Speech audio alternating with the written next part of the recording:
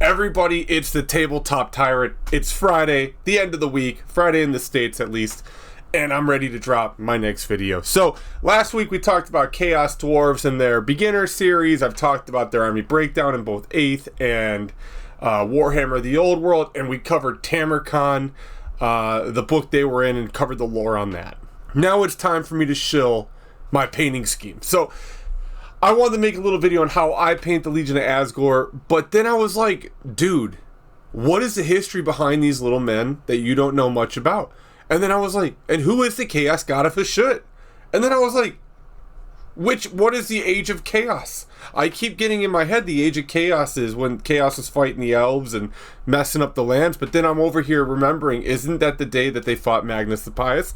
I'm not sure, and I'm not going to look it up right now. However, without further ado, I want to break this down from lore, history of the minis, and then my painting scheme, closing it out with a beautiful outro. Now, let's get into it.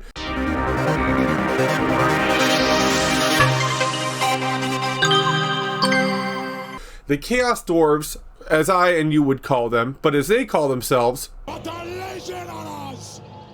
whatever the hell that means, are symbolized as evil dwarves that can throw down magic. Need I say more? You get the luxury of dwarven artillery, magic, and their sweet 3-inch movement. Now, aside from that, you might be thinking, Tyrant, dwarves can't do magic. And I agree. But, however, we are introduced to the warp and changing abilities of the Chaos Waste. And I'm pretty sure there's like warp dust in the way and it came down. Now, most of the races during this Age of Chaos, I'm going to call it, till I'm corrected, left these areas. A lot of dwarves even left. Some dwarves chose to stay, and that is the Dawizar. They ended up chilling, and they ended up paying for it pretty heavily. They started transmorgifying. I don't know if that's a word. They started freaking, their babies were stillborn and not being born right and having mutations. So they reached out and pled to the Chaos God Hashut, and he answered. Now, we broach the next question. Who is Hashut? We know Tzeentch, Slaanesh, Nurgle, and Khorne. What is this dude? Apparently, and this is going off an extensive search on the internet to the warhammerwiki.com, and it says the Chaos God Hashut is the god of greed, tyranny, and fire. Now, I'm pretty sure GW, when making this, was doing a little projecting of themselves. Maybe it was a little guilty conscience. But with that aside, we got the god of greed, tyranny, and fire kind of shepherding through the Chaos Dwarves. And not a better god could exist for these little stunties. Now, those gods, blessing them, keeping them safe, created things like bull centaurs, showed them the ingenuity, I guess you could say, of slave labor, which not cool. But also introduced something that was cool, the demon war machines, specifically the Dreadquake mortar.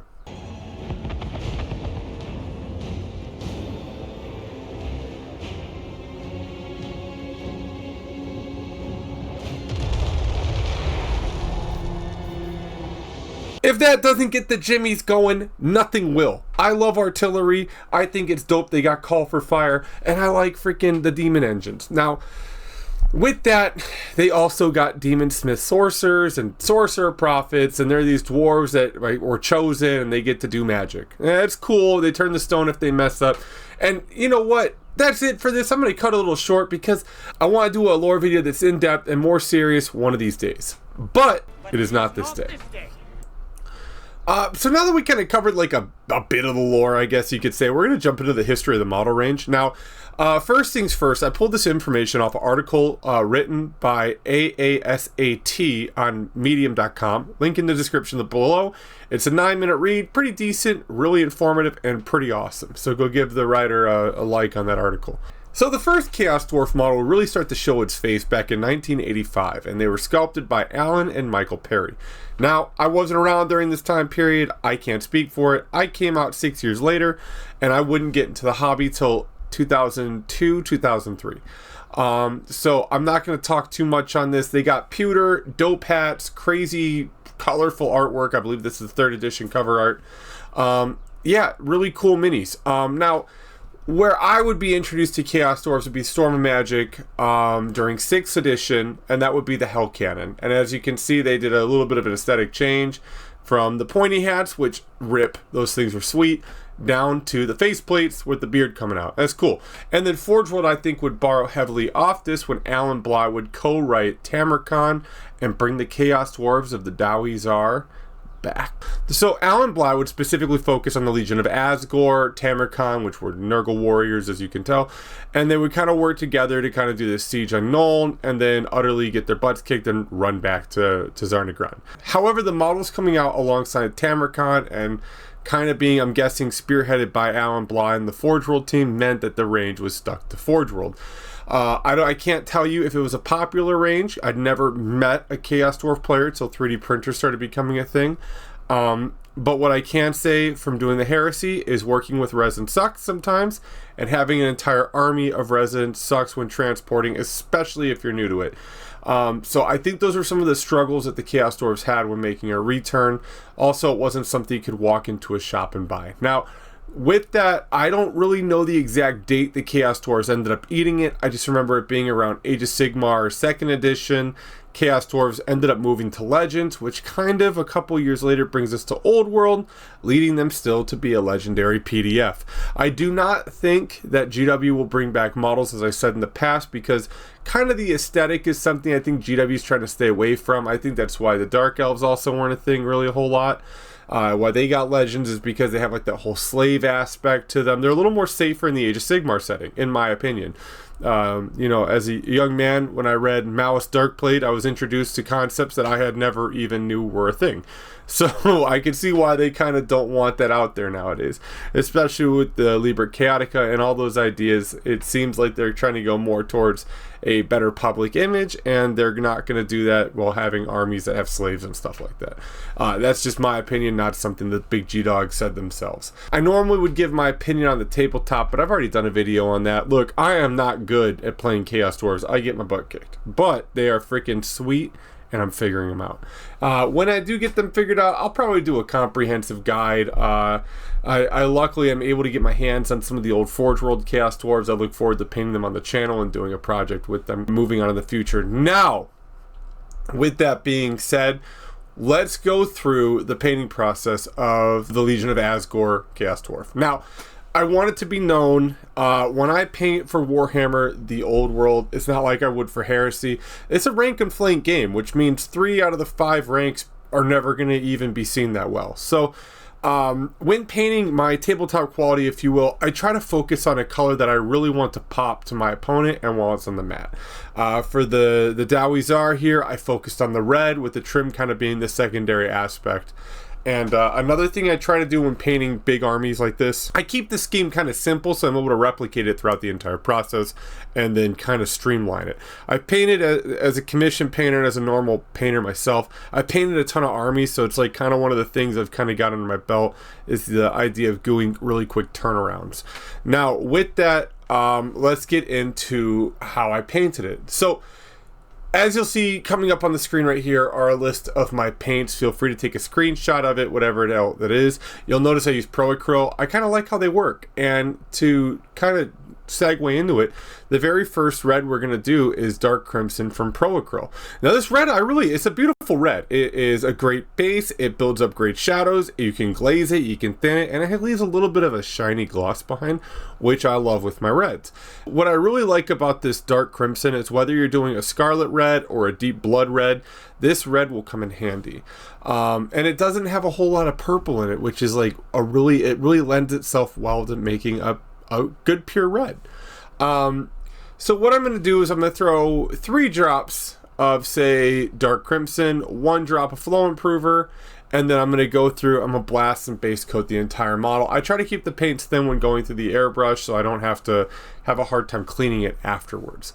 After doing that, I'm going to mix in 50-50 of burnt red and Dark Crimson red. Now with that, I'll probably do 2 drops of burnt red, 2 drops of Dark Crimson red. I'll mix in 2 drops of Flow Improver, and now we're going to add 1 drop of distilled water.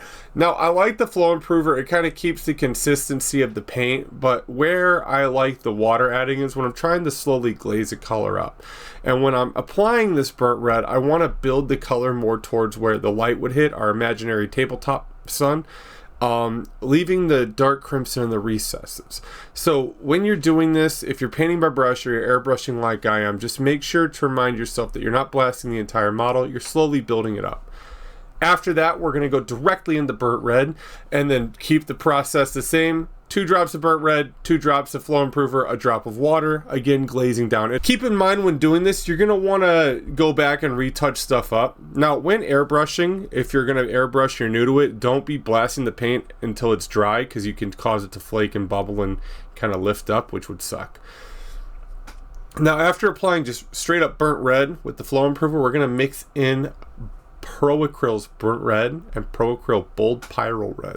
50-50 mix, so 2 drops of burnt red, 2 drops of bold pyrrole, and now we're going to mix in 3 drops of flow improver, 1 drop of distilled water, making sure to rebuild those highlights, putting it more towards the tippity top. So for the purpose of this video, and also because I messed up, but for the purposes of this video, you can kind of tell some of my shadows are gone. Now I kind of wanted to show this off. You can go through, take your dark crimson. You're going to want 50% flow improver, 25% water, and 25% dark crimson red. Now why so thin? It's because I slowly want to build the shadows up, and if I'm blasting the color directly on, it's just going to put us right back in the same boat that we're in with this, with the bold pyrrole and the burnt red. Slowly work in the shadows, apply little pressure when using the airbrush, and slowly build them back up as you see here. So now that we did like the hard part for me, which is like the red, the rest is really self-explanatory. Hit the silver bits with dark silver. After this, I'll be doing dark bronze from Pro Acryl. Now, I'm going dark bronze because I kind of want to bypass a wash since the red's done. Now, normally you can hit it with an oil wash really thin down and then clean it up, but I kind of want these to look clean and not have to go through the wash of an oil wash. So I'm going to go with dark bronze, and I'm going to layer with copper, leaving the dark bronze in the recesses to show shadow. For the face, I accidentally painted this off camera, but you're going to need shadow flesh, and then I layered tan flesh. My bad, I'm still getting used to doing these again. It's been a while. Next, I used Abaddon blacks in the strap, beard, and pouches, and then with dark gray, dragged the side of my brush down the beard and highlighted the straps and pouches. Now, the very last thing, and in hindsight, I'm probably not going to do this throughout the rest of the army. I did the skull and the shield like an off-white. I'm probably going to go make it copper for the sake of time, but for now, I based that skull in Pro Acryl dark gray, and then I just layered with a really thin down bright gray from Pro Acryl, kind of making sure I kept that consistency thin so it wouldn't chalk up. And there we go. After you do your base, we have one finished Chaos Dwarf, or Corf. So guys, I want to say thank y'all for having me and chilling throughout the video. This stuff like this is my passion. I really enjoy like painting and having fun with the hobby and just kind of sharing it with you guys. Keep an eye out for tomorrow. I'll be dropping a little bit of a video about what I'm going to be doing going forward. This month's like big project for the channel. It's going to be not fantasy related because I want to give myself a break and then come back to fantasy when I'm ready to do the Chaos Dwarf and Orc table and battlefield. So to prep for that, I have a new idea and I'll be talking about that tomorrow. Everybody, I want to say thank you very much for stopping by. If you're new to the channel, drop a like, a sub. That helps. I should say that more often. But also, if you want to see more content like this, like a painting tutorial with like a little tidbit of lore and me being a ding-dong, smash the like button. Let me know, all right? Everybody, I hope you have a wonderful weekend and a wonderful day. And peace.